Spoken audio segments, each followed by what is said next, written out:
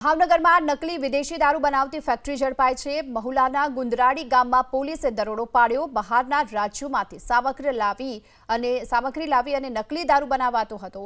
Factory નકલી દારૂની અને જેમાંથી 1620 બોટલ જપ્ત કરવામાં આવી છે। ભાવનગરમાં નકલી વિદેશી દારૂ બનાવતી આ ફેક્ટરીને ઝડપી પાડવામાં આવી છે।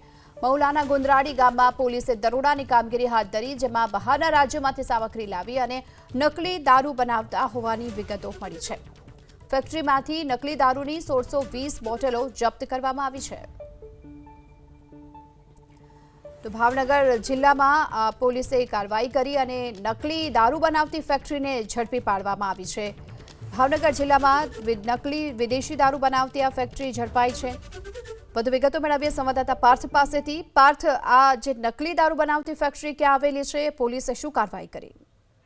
જો ગઈકાલે એલસીબી દ્વારા દરોડા પાડવામાં આવ્યા હતા, જેમાં ભાવનગરના મહુવા તાલુકાનું ગુંદારણી ગામ છે કે ત્યાં એલસીબી દ્વારા આ રેડ કરવામાં આવી હતી। જે પ્રમાણે એફઆઈઆર નોંધવામાં આવી છે, તેમાં બલદેવસિંહ ભીખુભા ગોહિલ નામના વ્યક્તિ છે કે જેમનો કેપ્ટન ફૂડ નામનું જે ફૂડ ચાલતું હતું ત્યાંની ફેક્ટરી હતી। ત્યાંની અંદર આજે વિદેશી દારૂ બનાવવામાં આવતો હતો। જોકે જે ડુપ્લિકેટ દારૂ બનાવવા માટે બહારના રાજ્યમાંથી સાધન સામગ્રીઓ લાવવામાં આવતી હતી અને આજે જે રેડ કરવામાં આવી છે તેમાં રાજસ્થાન સહિતના ભાવનગર જિલ્લાના ઈસમો છે તે સંકળાયેલા છે।